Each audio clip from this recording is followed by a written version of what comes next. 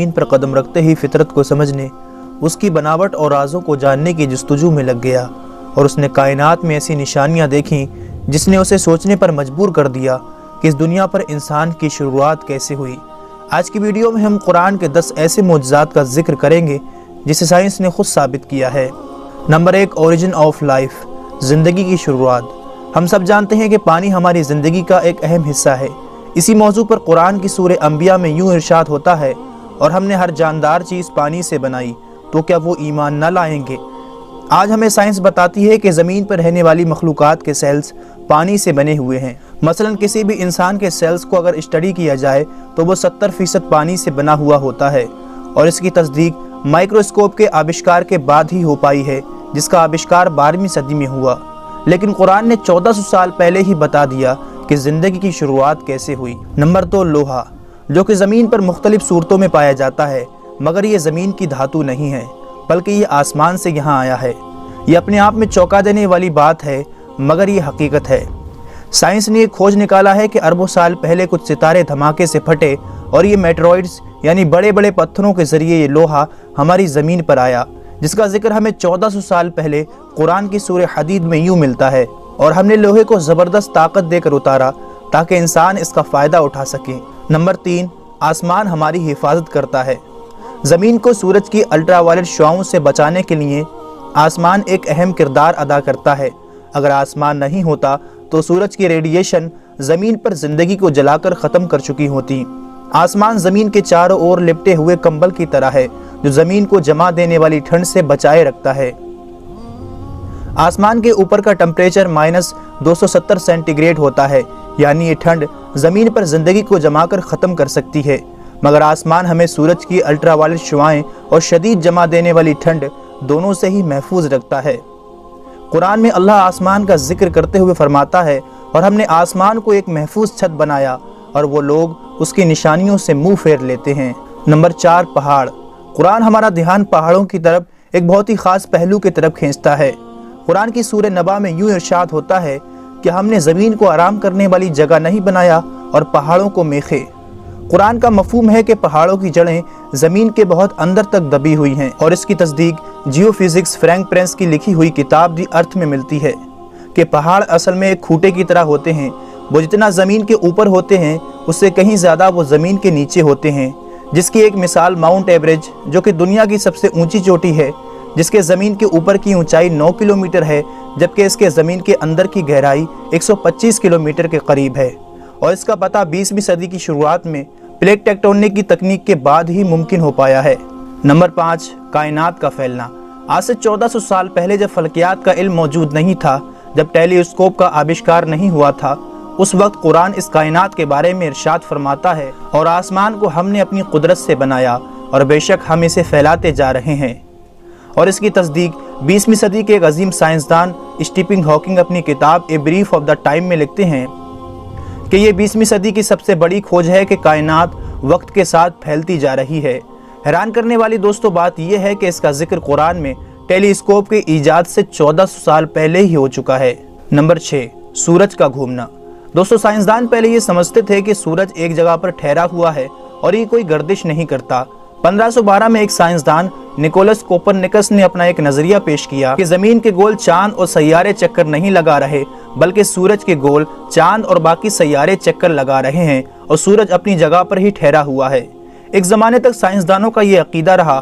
फिर सन 1609 में एक जर्मन साइंसदान जोहन्नस केपलर, उन्होंने अपनी किताब में लिखा कि सिर्फ सैयारे सूरज के गोल घूम नहीं रहे, बल्कि ज़मीन, चांद और सैयारे सूरज के गोल घूमने के अलावा अपने महवर पर गर्दिश कर रहे हैं, और बाकी सैयारों की तरह सूरज को अपने अक्स पर एक चक्कर लगाने में 25 दिन लग जाते हैं।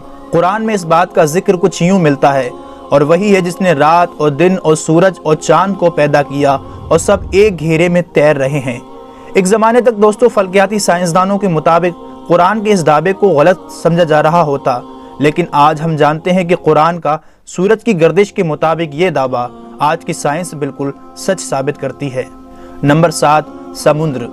कुरान की सूरह नूर में अल्लाह इरशाद फरमाता है, जैसे किसी गहरे समंदर में अंधेरे हों जिसको ऊपर से एक लहर ने ढांप लिया हो, उस लहर पर एक और लहर हो, फिर उस दूसरी लहर पर बादल हों। अंधेरे ही अंधेरे हैं, एक के ऊपर दूसरा अंधेरा है, کہ جب کوئی اپنا ہاتھ نکالے تو اسے اپنا ہاتھ بھی دکھائی دیتا معلوم نہ ہو، اور جس کے لیے اللہ نور نہ بنائے اس کے لیے کوئی نور نہیں۔ عام طور پر دوستو یہ سمجھا جاتا ہے کہ لہریں سمندر کی اوپری سطح پر چلتی ہیں، جبکہ سائنس یہ تصدیق کر چکی ہے کہ لہریں سمندر کی اوپری سطح پر ہی نہیں بلکہ نیچے بھی ہوتی ہیں۔ یہ لہریں انسان کو عام آنکھ سے دکھائی نہیں دے سکتی، بلکہ ان کو صرف خاص ٹیکنالوجی کے ذریعے ہی دیکھا جا سکتا ہے۔ قرآن میں سمندر کے اوپر چلنے والی لہریں اور اس کے اوپر بادلوں کے بارے میں ذکر ہوا ہے۔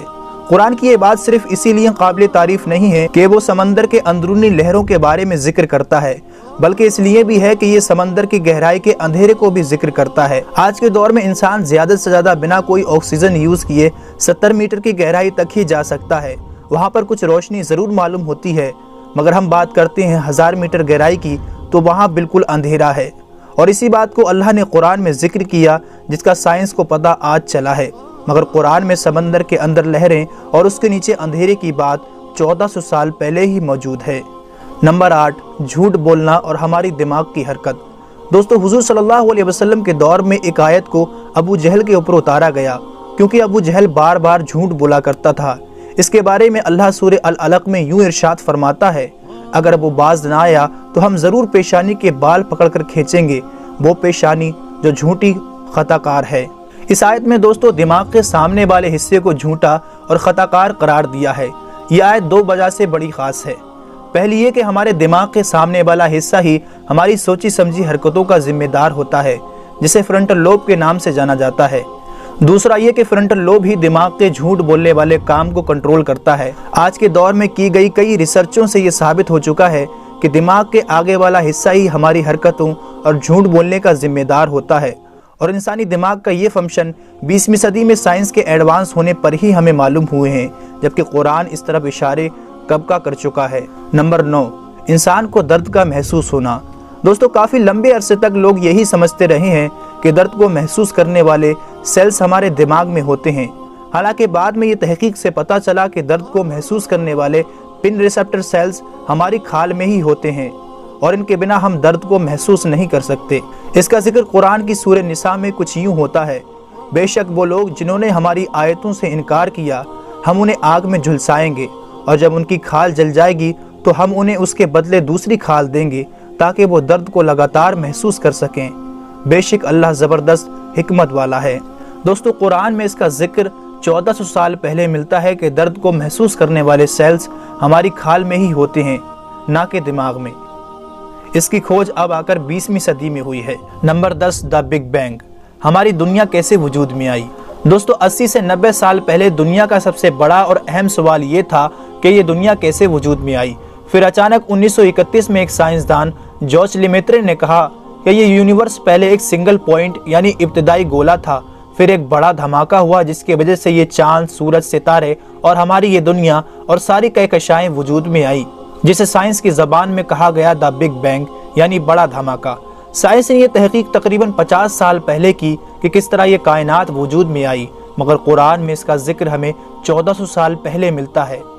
کیا انکار کرنے والے یہ نہیں جانتے کہ یہ زمین اور آسمان ملے ہوئے تھے اور ہم نے انہیں جدا کیا؟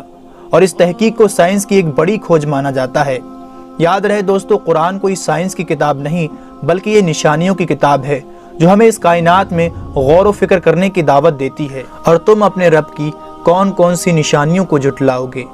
دوستو اگر آپ کو یہ ویڈیو پسند آیا ہو تو اسے لائک اور زیادہ سے زیادہ اپنے تمام دوستوں کو شیئر ضرور کیجیے گا، اور اچھی ویڈیوز کے لیے ہمارے چینل کو بھی سبسکرائب ضرور کیجیے گا۔ ہماری اگلی ویڈیوز آنے تک اپنا اور اپنوں کا بہت خیال رکھیے گا۔ جب تک کے لیے اللہ حافظ۔